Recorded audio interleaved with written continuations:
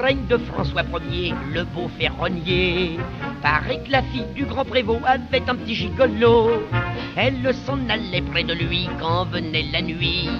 Sa vieille gouvernante lui disait: Gertrude, qu'est-ce que tu fais si tu sors sans ton papa? Bonjour à vous et merci de nous accorder cet entretien vidéo qui va nous permettre un peu de découvrir le malaise que vivent les policiers aujourd'hui en France, de la propre voix d'un policier. Est-ce que vous pourriez tout d'abord nous présenter un peu votre parcours de façon générale et nous dire combien d'années d'expérience vous avez au sein de la police? Alors je totalise une expérience de 12 années dans la police, dont près de 4 ans sur la région parisienne. Et puis je suis revenu sur Lyon, dont je suis d'origine et dont je travaille sur la circonscription de Lyon. Quel est le sentiment aujourd'hui général qu'on peut avoir chez les policiers? Est-ce qu'un sentiment de malaise est perceptible, un sentiment de frustration, d'inutilité?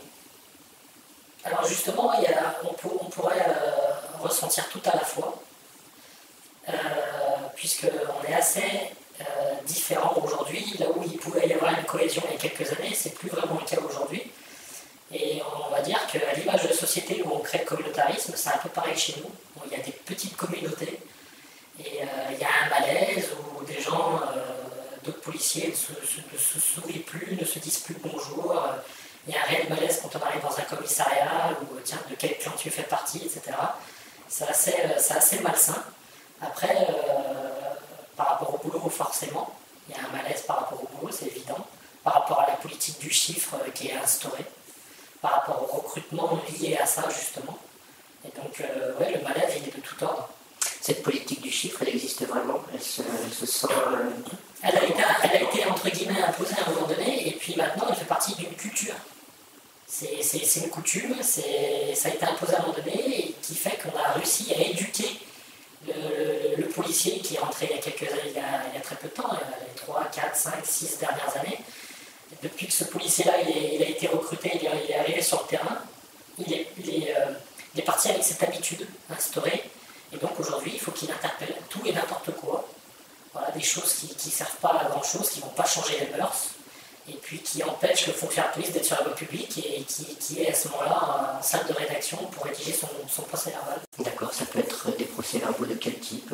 Eh ben pour un joint, voilà, ça peut arriver jusqu'à un joint, la BAC qui vont interpeller pour des défauts d'assurance ou une prostituée, etc. Tandis qu'à ce moment-là, il va y avoir une agression quelconque, il n'y a plus personne sur la voie publique, sachant que déjà on n'est pas très nombreux et qu'on est de moins en moins. On est passé de 110 000 à 96 000 en quelques années, donc c'est travail. On nous en a demandé plus en étant moins et en n'ayant pas forcément plus de moyens, bien au contraire. Ce qui est un peu contradictoire, c'est que ces procès-verbaux s'appliquent à des événements, à des faits mineurs, pratiquement sans importance, alors que des gens qui sont arrêtés pour des faits beaucoup plus graves se retrouvent très vite libres ou sans embarras en tout cas, vis-à-vis de la loi. Voilà, tout à fait. C'est-à-dire que les prisons sont pleines. Les gardés à vue, comment je pourrais dire ça? On va dire qu'il y a deux, c'est séparé en deux parties. Il y aura tout ce qui est délinquant routier, qui a pris une grande part de notre société. Donc un père de famille qui a bu un verre de trop, il se retrouve en garde à vue. Voilà, il va se retrouver dans la même geôle que celui qui a tapé une vieille pour lui piquer son sac et qui a un casier judiciaire long comme mon bras.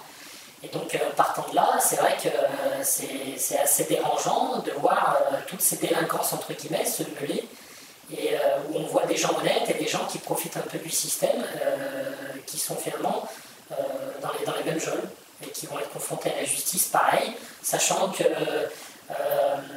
le délinquant qui lui profite du système, qui va dealer, etc. Lui, à la limite, il va faire quelques mois de prison, donc il en a plus très peur parce qu'il l'a déjà fait, ses amis l'ont fait, etc. Tandis que le bon père de famille, si lui il va en prison, il va perdre son boulot, il peut perdre sa femme, et donc c'est plus tout à fait la même chose. Donc c'est mal fait encore une fois là-dessus aussi, et c'est effectivement voulu. on voit que c'est bien voulu. Et est-ce que ça nourrit un sentiment ou une impression de frustration chez les policiers qui voient souvent que des gens qui commettent des gros délits ne sont pas forcément punis comme ils devraient l'être, ou se retrouvent très vite en liberté? Alors ça crée une frustration, mais ils en ont pris l'habitude de cette frustration, et maintenant, on dirait qu'ils font ça comme si c'était des robots. C'est-à-dire qu'ils n'ont plus vraiment bah tiens, je me lève, je vais au boulot, je vais faire ce que j'ai à faire, ce pourquoi je suis rentré, et puis point barre, quoi. Et puis dès qu'il y a une petite planque dans l'administration, bah, je vais vite la prendre, etc. Mais on va dire qu'ils se sont écartés de l'idée première pour laquelle ils étaient rentrés.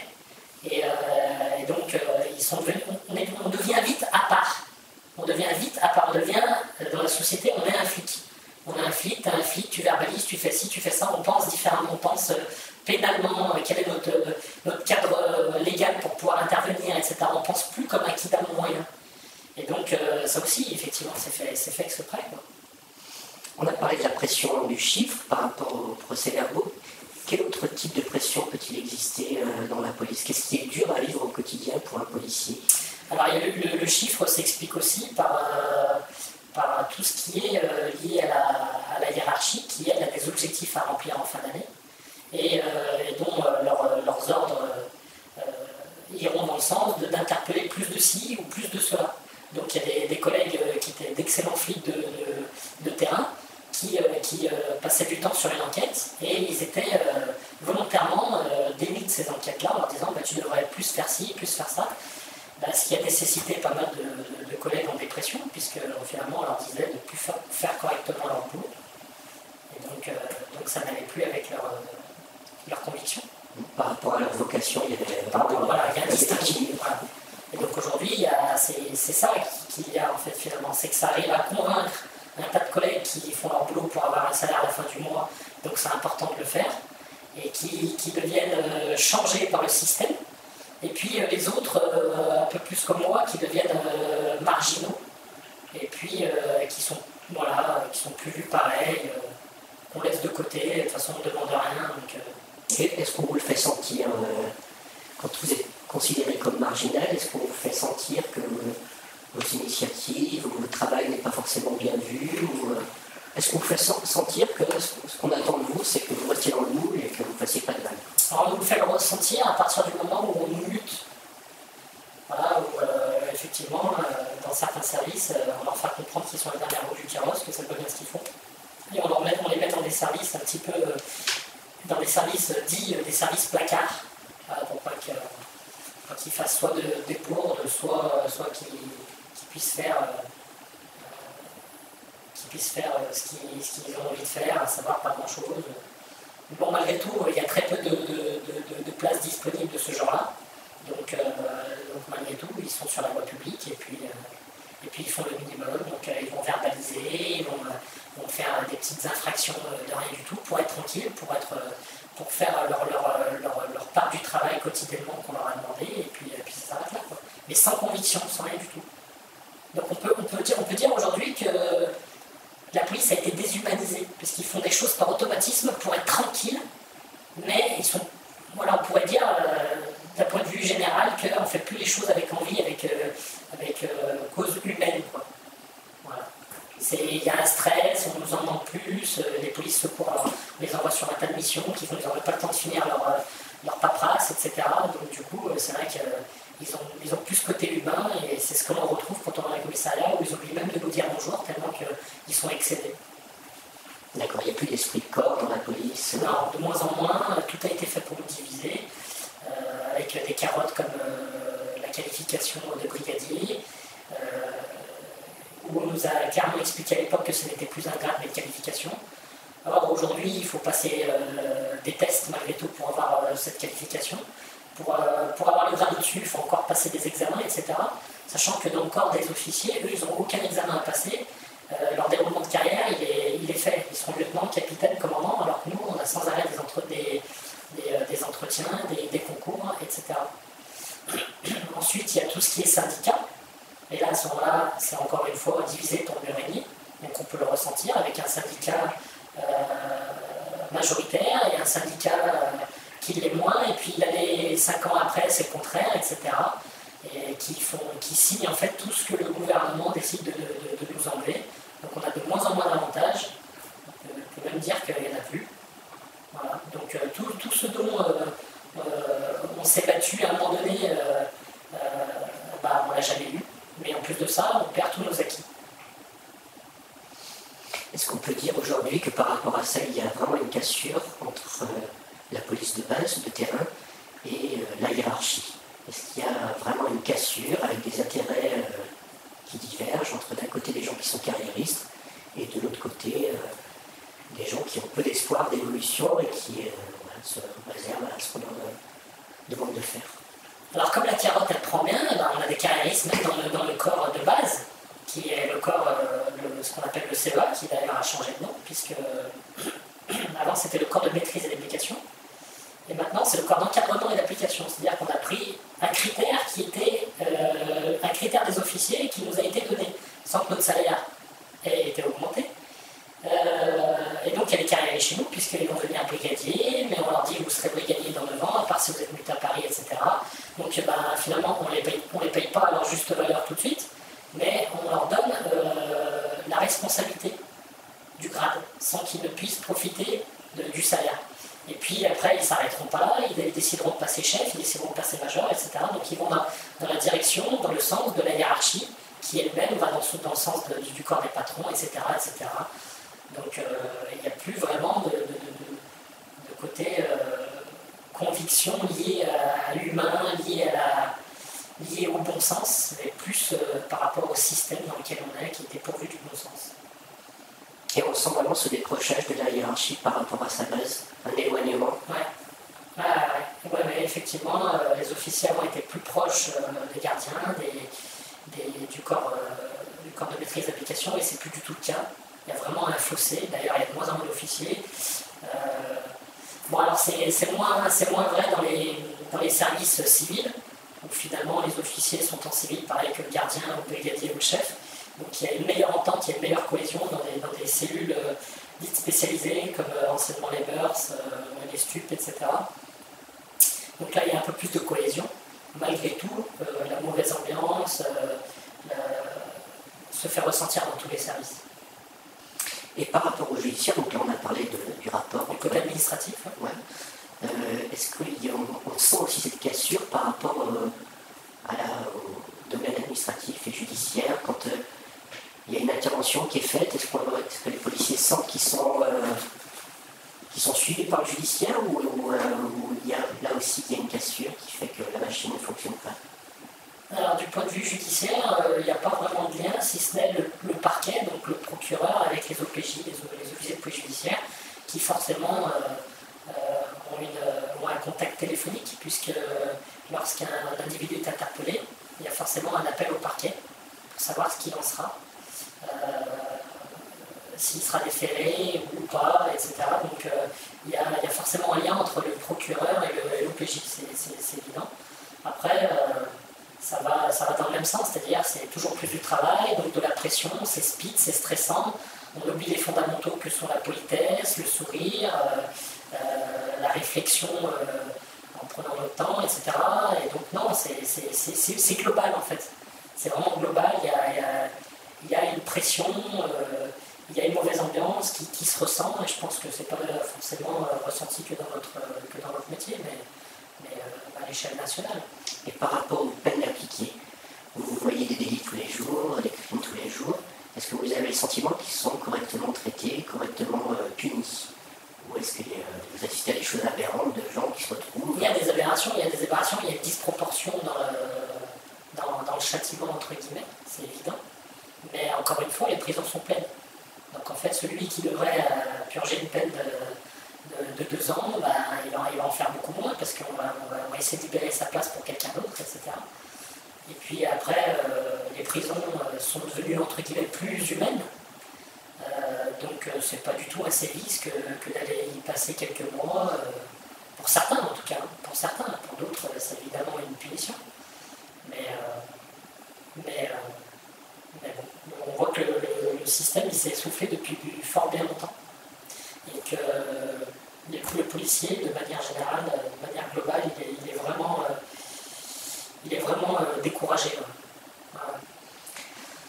Et au niveau matériel maintenant, est-ce qu'il y a des manques? Est-ce que les policiers ressentent des manques matériels? Je ne sais pas, dans l'équipement, dans les effectifs, dans l'organisation Ben là c'est pareil, il y a eu un effort de fait. Il y a eu un effort de fait, mais encore une fois, ça va toujours dans le mauvais sens, puisque on n'a pas le matériel de bonne qualité qu'on devrait avoir. C'est sans arrêt beaucoup de temps passé pour avoir quelque chose. Après, tout ce qui est dotation, ça ne s'est pas fait aussi correctement depuis plusieurs années. Donc pour tout ce qui est dotation de type armement comme tonfa, télescopique, etc., il y a eu un effort récemment. Mais ça se fait tout le temps par palier. Et finalement, on a eu le taser. On a eu le taser il y a quelques années, mais à chaque fois qu'on utilisait le taser, il fallait pouvoir faire un écrit, donc encore un PV à chaque fois qu'on utilisait le taser. Ensuite le taser, on lui a mis une caméra, donc à chaque fois qu'on allait utiliser le taser, la situation était filmée. Donc on avait des moyens, mais en ayant ces moyens-là, c'était de plus en plus difficile de pouvoir se servir de ces moyens-là. Donc on peut dire que ce n'est pas des moyens qui vont dans notre sens à nous, mais plus des moyens qui sont là pour nous surveiller. Comme dernièrement, obligatoirement, apposer un numéro en dessous de notre grade, voilà, depuis quelques jours, qui est obligatoire. Voilà, donc il va y avoir une pression auprès des quelques rebelles. Et puis, comme il n'y a pas de cohésion, forcément il n'y en aura que quelques-uns qui ne le mettront pas, où on sera complètement identifiable sur la voie publique. On va mettre en avant comme quoi c'est bien, ça évitera certaines bavures, mais ça va surtout empêcher beaucoup de fonctionnaires de travailler justement ce minimum, ils en feront encore moins. Donc finalement, il y aura encore plus d'insécurité dans les rues. Et à la limite, on voit que ça fait partie d'un certain projet, enfin je le pense pour ma part. Très bien. Et au niveau de l'utilisation de l'arme, est-ce que vous suivez, est-ce que vous pouvez tirer souvent? Est-ce que la formation est... Alors au niveau des tirs, c'est réglementé à 3 tirs par an. Et sur ces 3 tirs par an, on tire 30 cartouches, soit la totalité de nos 2 chargeurs. Donc ça ne représente que 90 cartouches par an. Donc c'est peu. Après, des services spécialisés tirent souvent, mais ce sont des services spécialisés. Ensuite, au niveau du sport, au niveau de la formation continue, elle est inexistante. On est censé avoir 2 heures de sport dans l'administration, et ce n'est pas le cas de tous les services. Donc, encore une fois, aux besoins du service, ça va bien 1 fois, 2 fois, 3 fois, mais finalement, il y a des services surveillants qui ne font jamais de sport. Donc ça, c'est insensé, c'est anormal, c'est illégal. Et des exemples comme ça, il y en a de toutes sortes. Et par rapport à l'utilisation de l'arme, est-ce qu'il y a des mises en garde ou une pression certaine? Est-ce que le policier ressent une pression aujourd'hui par rapport à l'utilisation de son arme? Est-ce que ça occasionne un stress pour lui? Alors ça, c'est un automatisme à prendre dès la formation en école de guerre de la paix, puisque le cadre est régi par la légitime défense. Et donc il faut bien la comprendre, il faut bien l'assimiler pour pouvoir la reproduire. Après, une fois qu'on sera confronté à une situation très très difficile et délicate, on pourra certainement omettre certaines choses qui font foi dans la légitime défense. Donc malgré tout, il y a la jurisprudence, mais bon, c'est assez rare qu'on puisse sortir son arme malgré tout. Ça, c'est vraiment du dernier recours. Peut-être que ça se fera de plus souvent, mais de toute façon, à chaque fois qu'il y a une course-poursuite liée à la main armée en cours, etc., à chaque fois, les poursuites nous sont interdites par la salle directrice. Donc comme ça, c'est vu. Pour quelle raison? Justement, pour éviter que ça puisse y avoir trop de grabuge, qu'il puisse y avoir des dommages collatéraux, qu'il puisse ou justement avoir un souci avec le délinquant, voilà, comme ça peut se passer avec le scooter sans casque. Et il y a quelques années, en banlieue parisienne, il me semble, où une voiture a écrasé des délinquants sur un scooter. Et finalement, ils sont embêtés jusqu'à aujourd'hui, puisqu'ils méritent encore, ils sont encore en pourparlers pour une peine de prison pour ces deux gamins de la paix. Donc ça, encore une fois, ça va dans ce sens-là, en fait. C'est pour protéger le délinquant. D'accord, il y a une directive, il y a des ordres, des indications qui sont données pour éviter les poursuites. Voilà, pour éviter certaines poursuites. Vol de scooter, vol de ci, vol de ça, dès qu'on commence à poursuivre, stop, vous cessez la poursuite. Et est-ce qu'il y a d'autres situations ou d'autres indications qui sont données à des policiers au quotidien pour ne pas intervenir sur certains... Oui, tout à fait. Comme je disais tout à l'heure, par rapport à la politique du chiffre, comme on met la pression pour qu'il y ait plus de ci et moins de cela, on va éviter qu'il y ait de l'efficacité dans certains secteurs qui sont des secteurs dits de délinquance, de grande délinquance. Voilà, on va plus s'occuper de la petite délinquance, mais celle au-dessus, c'est pas grave. C'est-à-dire que celui qui va dealer, qui sera producteur, lui, à la limite, on s'en fout. Et puis le petit consommateur, lui, on peut lui taper sur les doigts facilement, donc on va l'interpeller. Ça va rentrer dans les chiffres. Voilà, toujours pour faire parler les chiffres, on peut faire parler les chiffres de n'importe quelle manière d'ailleurs, donc en faisant baisser l'insécurité, en augmentant certains chiffres, etc. Mais le problème demeure, ça ne change rien. D'accord, mais aujourd'hui, donc on a un ministre de l'Intérieur qui est très présent dans les médias, qui veut montrer une image d'autorité. Comment est-il perçu ce ministre, comme tous les autres, comme Sarkozy, comme Guéant, comme tous les autres, c'est des politiciens, donc il n'y a aucune efficacité, ça va tout le temps dans le même sens, c'est tout le temps du blabla pour pas grand-chose. Ça va de mal en pis depuis des années et des années, et les politiques ne changent rien, gauche comme droite, c'est là exactement la même chose. Et par rapport à ce malaise dont on a parlé, est-ce qu'il y a des gens, est-ce que vous avez connu des gens, est-ce que vous voyez des gens autour de vous qui subissent vraiment cette situation au point d'être malade ou de passer à l'acte du suicide C'est effectivement le cas. Beaucoup de collègues avec qui j'ai bossé se sont donné la mort sur mes 12 années de carrière. Plusieurs dépressions, donc c'est effectivement le cas. Ça nous touche à un moment, et puis après on passe à autre chose parce qu'il faut bien vivre, et puis finalement on a le cœur qui durcit à chaque fois, et puis il y en a pour qui c'est un élément déclencheur, eux aussi se retrouvent en dépression. Donc le malaise il est vraiment général, mais l'être humain s'adapte et finalement on va au boulot pour avoir son salaire à la fin du mois. Donc encore une fois c'est difficile, mais ça change les consciences sur plusieurs années, et c'est l'inconscient et qui prend tout ça, et ça nous différencie vraiment après du qui va le moyen, quoi. Et c'est difficile de faire comprendre tout ce qu'on vit à une personne étrangère, ce genre de service que sont le corps médical, les pompiers, la police, tout ce qui est corps de tenue, parce que nous on subit l'administration de plein fouet, tous les déboires de l'administration, tandis que dans le privé ils ne le voient pas forcément comme ça. Donc, qu'est-ce qui domine aujourd'hui dans ce qui est vraiment dur chez les policiers, ou d'ailleurs chez les gendarmes, parce qu'on retrouve les mêmes problèmes, mais qu'est-ce qui est vraiment dur, ce qui peut nourrir ces dépressions, ce qui peut provoquer cela, ce malaise? Ça serait le sentiment d'injustice et d'impuissance qui est palpable, de voir ce non-sens au quotidien, de voir finalement une société où on nous fait croire dans les médias qu'il faut agir de la sorte, et en fait on pense tous inconsciemment que ça serait complètement différent, qu'il faudrait pouvoir agir, et ça c'est un moyen qui ne nous est pas donné. Donc partant de là, il y a ce malaise qui grandit au quotidien, et de voir tout cet administratif que l'on vit quotidiennement, qui est dépourvu de bon sens, génère justement un problème majeur. Pour vous, il y a vraiment une volonté de diviser pour mieux régner. Il y a vraiment une volonté de...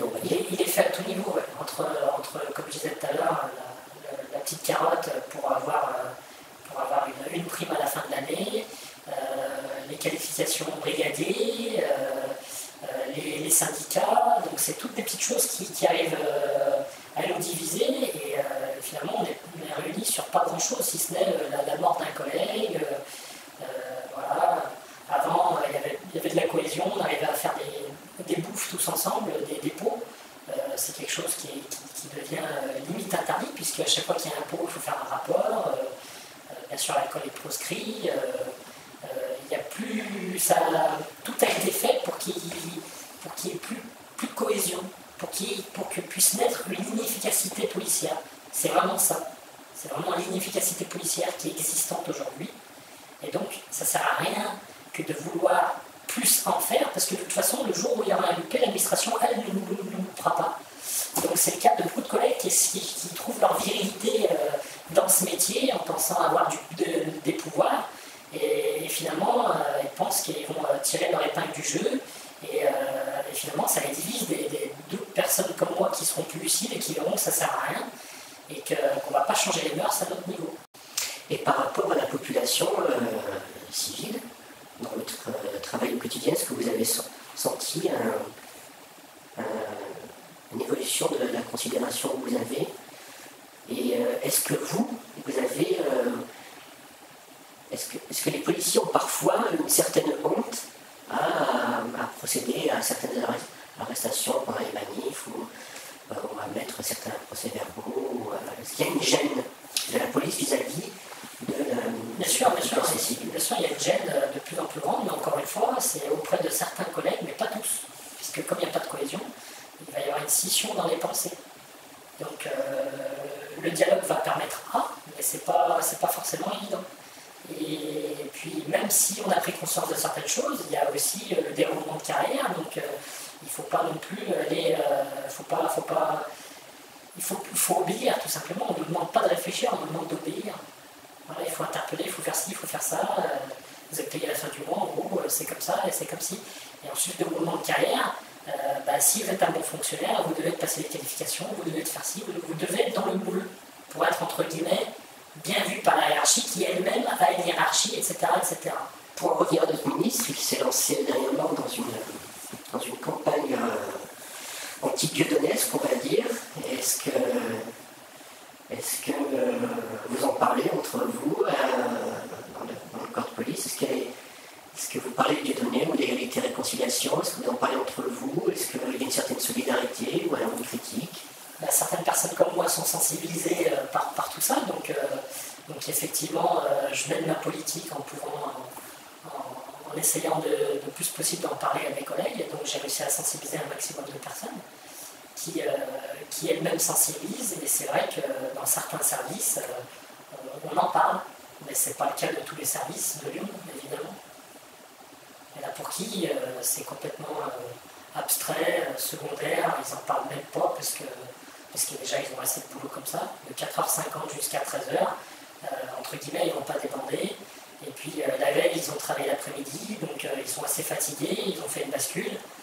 Donc ils n'ont même pas vraiment ce genre de sujet où ils n'y réfléchissent pas, donc c'est pas général. C'est pas général. D'accord, mais est-ce qu'égalité et réconciliation est connue? Est-ce que... Bon. Comme cette affaire-là, ça reste encore marginal, mais certains esprits se réveillent et on commence à parler de ça avec des collègues de tout horizon, et puis voilà, ça prend son petit chemin. Est-ce que vous avez remarqué une différence de valeur ou de façon de travailler entre les anciens policiers, ceux qui ont de la bouteille, et les nouvelles recrues, celles qui viennent d'arriver? Bien sûr, il y a eu plusieurs changements. D'année en année, en fait, le changement s'opère, et avec le recul, il est vraiment grandissant. Donc il y a eu plusieurs périodes chez nous, et c'est vrai que chaque fois qu'on regarde derrière nous, on dit effectivement c'était mieux avant. Et c'est vraiment marquant dans la police, mais je pense que c'est aussi marquant dans la société.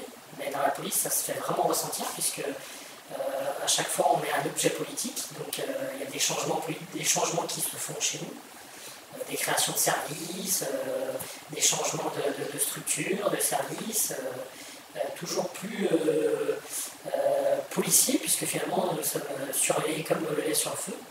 Voilà, encore une fois avec le numéro que l'on arbore aujourd'hui, mais dans un commissariat maintenant il faut un badge pour entrer ici, c'est tout juste, il ne faut pas un badge pour aller pisser. Donc tout change. Est-ce qu'il y a une nouvelle délinquance qui est apparue ces dernières années, notamment depuis l'abolition des frontières, depuis la création d'un esprit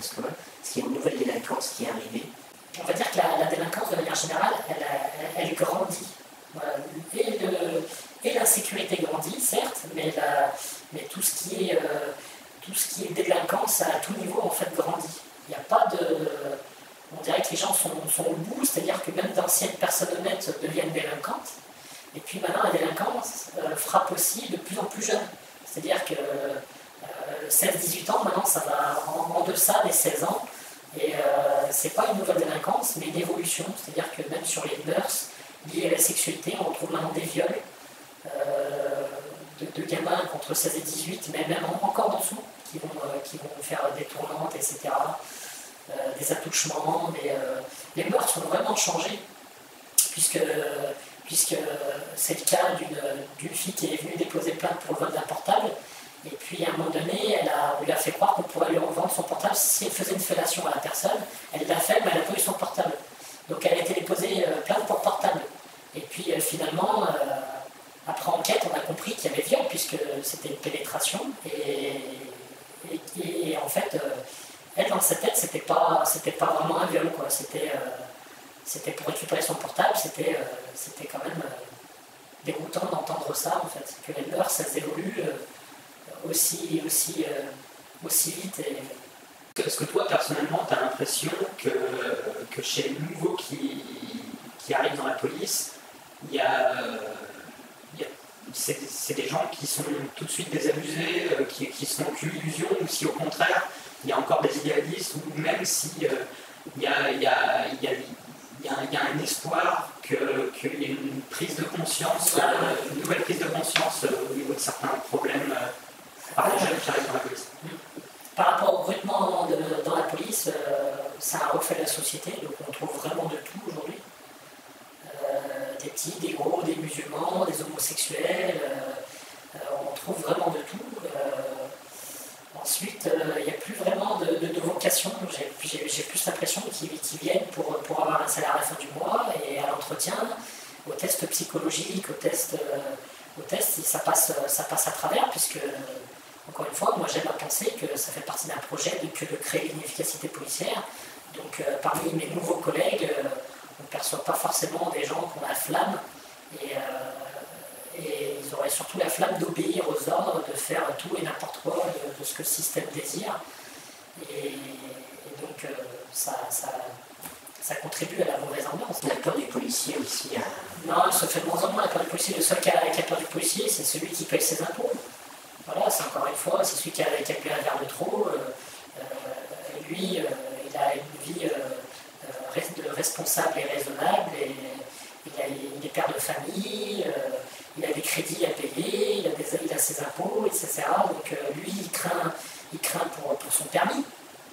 Il craint effectivement d'aller en prison, d'être loin de sa famille et de perdre son boulot. Donc lui, encore, il a encore peur du policier, parce qu'il a été élevé, éduqué il y a déjà quelques décennies. Mais les jeunes d'aujourd'hui, c'est plus le cas, ils n'ont plus peur du policier, ils n'ont pas peur de répondre, de mal parler, forcément de tutoyer, mais ça va aussi dans l'autre sens, c'est-à-dire que beaucoup de policiers tutoient aussi, mais ça c'est des formations professionnelles, parce que c'est pour pouvoir se mettre au même niveau que la personne, ça désamorce souvent des situations. Voilà, le vouvoiement est censé être obligatoire, des dires d'un Sarkozy il y a quelques années, lui-même qui avait tutoyé un fermier au salon d'agriculture en lui disant « dégage pauvre con » ou « tais-toi pauvre con ». Donc là, il n'a pas su se maîtriser, il a marqué le tutoiement, mais nous, par contre, on doit vouvoyer des gens qui nous insultent toute la journée. Donc ça ne se passe pas comme ça. Les insultes, c'est quelque chose de commun, de courant. Ah, courant, c'est quotidien, les insultes. C'est quotidien. Tous les jours. Tous les jours. Toutes les insultes, tous les jours, des affronts à tout niveau. Il n'y a aucune peur, il n'y a aucune honte, il n'y a plus rien. Les gardes à vue sont filmés maintenant, on se retrouve avec des gens dans les geôles qui se masturbent en nous regardant à la caméra. Il n'y a plus rien qui les arrête, on sent les gens au bout, ils deviennent fous, ils deviennent dingues. Ils sont prêts à tout, quoi. Vous avez des provocations tous les jours. Des provocations tous les jours, bien sûr.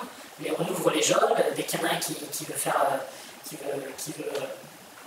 échapper le trop-plein, qui pète un câble, qui va enlever son ceinturon, qui va enlever son scratch, il va dire, ben voilà, je suis homme contre homme, maintenant, même si la personne en face, pendant une heure, elle a tapé dans la jambe, elle voulait en découdre, direct, il n'y a plus personne. Et en fait, dès qu'on referme un job, et bien c'est reparti, quoi. Donc ça veut dire que c'est un jeu juste pour nous mettre au bout, sans que derrière il y ait de changement, quoi. C'est ce que je disais, ils n'ont pas de honte, ils risquent tout, ils osent tout,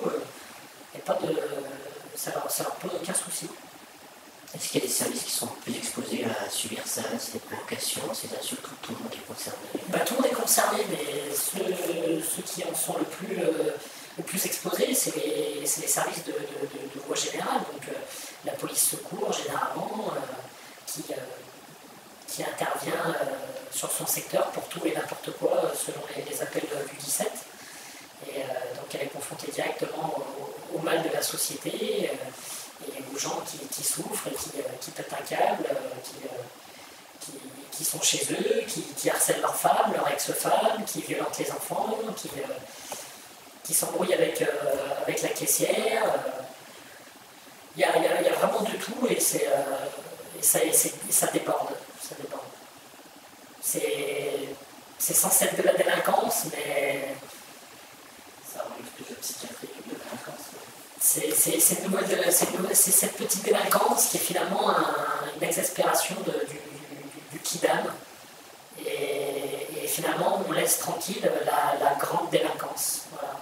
On va faire payer la petite et on laisse tranquille la grande pour justement laisser ce sentiment de malaise et de mal-être dans cette société, qui est d'ailleurs finalement à l'image de la société, puisque finalement les plus riches s'enrichissent et ils sont tranquilles, et puis nous en bas on s'entretue entre nous, on fait en sorte de nous diviser en communautés distinctes. Est-ce que vous pensez qu'il y a des gens qui sont protégés même des interpellations, des lois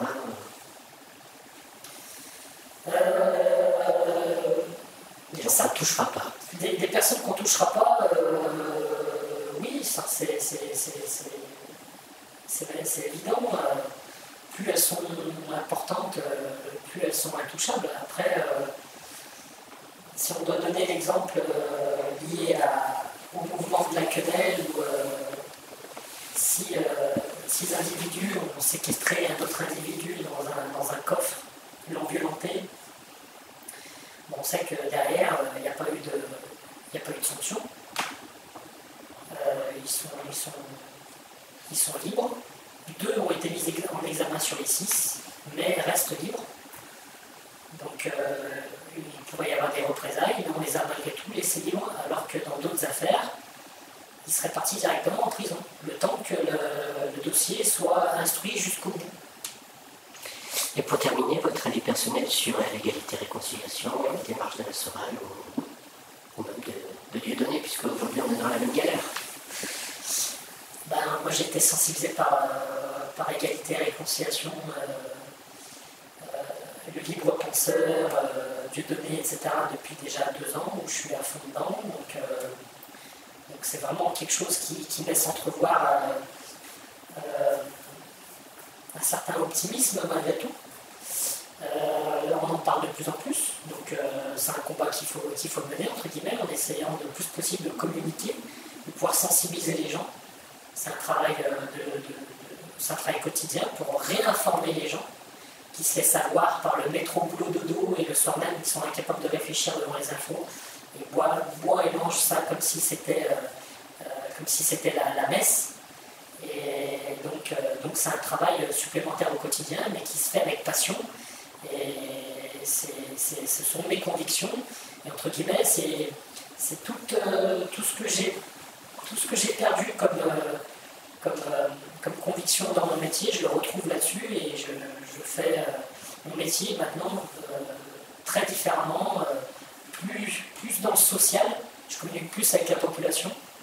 Je m'évite de m'en faire un ennemi, comme c'est le cas de plusieurs collègues qui deviennent frustrés et se mettent à l'écart de tous. Moi, au contraire, je m'ouvre sur les gens et je parle d'un tas de choses, des problèmes de société, d'essayer de comprendre, d'essayer de se comprendre les uns les autres tout en bas, parce que finalement, on est tous en bas et que le problème, il vient d'en haut et des règles qui sont régies par eux. Tes perspectives d'avenir personnelles à toi Donc, mes perspectives de plan de carrière, j'en ai aucune, parce que plus on monte dans l'administration, plus on devra en donner. Et donc, comme moi, voilà, comme je ne collabore plus avec le système, ça ne m'intéresse en aucun cas, donc je reste tout en bas de l'échelle et je ne demande rien à personne, et comme ça on me fiche la paix, entre guillemets. Et comme ça, entre guillemets, je peux me rebeller, je dis bien entre guillemets, parce qu'aujourd'hui, rien n'est possible pour se rebeller, puisqu'il n'y a plus de cohésion, il n'y a plus rien. Voilà. Tu vois, sur l'exemple du numéro, là, par exemple, bah, dans mon service, là, ils l'ont tous mis. Moi, je ne l'ai pas mis. Et quand je veux reprendre le boulot demain, le major ou le chef déjà qui m'a vu, qui compte ticket quand ils m'ont regardé comme ça, bah, ils vont passer, ils vont me faire la réflexion. Donc moi, je me suis mis mal avec le chef. Le major, j'ai pas encore eu de déboire avec lui parce qu'il n'est pas arrivé depuis longtemps. Mais du coup, je vais devoir me prendre la tête avec lui. Ça va me mettre une certaine pression. Parce qu'à chaque fois, je vais passer dans son bureau, je vais obligatoire ou pas ? C'est obligatoire. C'est obligatoire. Tu vas finir par avoir des problèmes. Bah, moi, je vais avoir des problèmes. Tandis qu'un pote qui est en CRS, lui, toute la compagnie ne l'a pas mis. C'est-à-dire qu'il y a des commandants, les patrons qui sont mis, ouais, machin, ils ont essayé de pouvoir, tu sais, extirper la situation d'une manière ou d'une autre. Ils ont dit, est-ce qu'il y en a qui veulent le mettre, mais qui ne le mettent pas par solidarité ? Est-ce qu'il y en a qui n'ont vraiment pas envie de le mettre, lever la main, etc. Ils ont essayé de diviser autrement, en fait, pour voir qui c'est qui a levé la main, pour pouvoir convoquer, etc. Et ben, au moins, il y a eu une cohésion, parce que la CRS, c'est une compagnie, donc il y a plus de cohésion.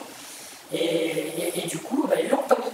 Ils n'ont pas mis ce numéro. Alors que dans les services sur Lyon, là dans le bien, en l'occurrence, tout le monde a mis son numéro. Et parmi les 60 que l'on est dans mon service, la majorité a mis ce numéro qui est devenu obligatoire.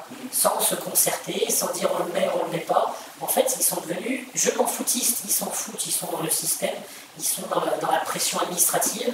Ils font le minimum et rien n'est grave en fait. Ouais, mais c'est pas grave, etc. Il n'y a plus rien, il n'y a plus de réflexion.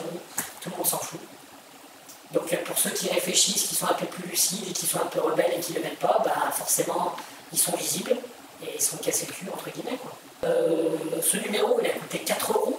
On en a 2 par fonctionnaire. Donc on a un peu moins de 100 000, donc ça fait 8 € par personne. Donc ça fait près de 800 000 € de chiffres à apposer. On peut se dire que derrière, il y en a un qui a forcément pris l'enveloppe, comme c'est le cas pour tout à chaque fois. Quand il y a un service d'ordre, quand il y a un match, quand il y a un concert, quand il peut y avoir des débordements, c'était souvent le cas à Paris. Mais finalement, quand moi j'ai travaillé pour le mariage de Patrick Bruel, je me demandais bien pourquoi j'étais là. Donc c'était dans les débuts des années 2000, c'était en 2003 au début ou 2004. Et donc à cette époque, par rapport à mon régime cyclique, toutes les 6 ou 7 semaines, j'avais un vendredi, samedi, dimanche. Et c'était tombé sur mon vendredi, samedi, dimanche. Et moi j'attendais mon vendredi, samedi, dimanche pour rentrer en province. Et donc du coup c'était tombé en plein milieu, c'était tombé un samedi. Donc j'avais pas pu redescendre, j'étais revenu travailler. Bon, bah, on sait que derrière, le patron il a dû prendre une bonne enveloppe de la communauté. Et c'est redescendu en cascade jusqu'à nos officiers, nous on n'a jamais rien vu. On a travaillé pour la gloire, ça nous a crédité quelques heures à récupérer, et puis voilà. C'est combien à peu près? Ça a mobilisé combien de personnes sur combien de temps? Ah ben, ça avait mobilisé une compagnie, donc ça avait mobilisé une 60aine de personnes. Oh putain. Une 60aine de personnes pour le mariage de Patrick Bruel. Donc tu fais 60 fois 8 heures. Imagine toutes les heures que l'administration est censée nous payer. Heureusement qu'elle ne nous les paye pas. On n'est pas payé par rapport aux heures sup. C'est des heures de récupération. Donc partant de là, ces heures sup, il faut savoir aussi que l'administration doit bien jouer. Lorsque tu vas avancer dans le système, que tu vas aller dans certains services, le service il va t'accepter avec pas plus de 30 heures des fois. Donc si toi tu as un déroulement de carrière et que tu vas absolument au service et que tu as emmagasiné des dizaines et des centaines d'heures, puisqu'il y a des services d'investigation où ils dorment dans leur voiture pour de la filature, etc. Il y a certains collègues qui ont 800 heures. Ils ont 800 heures et tu veux aller dans le service. Et bien, si tu veux aller dans le service, on va te laisser que 30 heures. Bah, il s'est assis sur 770 heures que l'administration n'a pas payé. Il a fait cadeau de 770 heures à l'administration. Et un collègue comme ça, c'est un abruti parce que du coup, lorsque son patron va changer et que quelques années après, un autre collègue va venir, on va lui laisser 16 heures. Donc ce collègue à qui on avait laissé 30 heures, il va tirer la gueule, il va faire des réflexions à ce collègue à qui on lui a laissé ses 300 heures. Il ne va pas comprendre, il va dire pourquoi tu viens avec tes 300 heures, etc. En fait, il va toujours voir ce que lui on lui a enlevé et il ne va pas préférer vouloir laisser à l'autre. Ça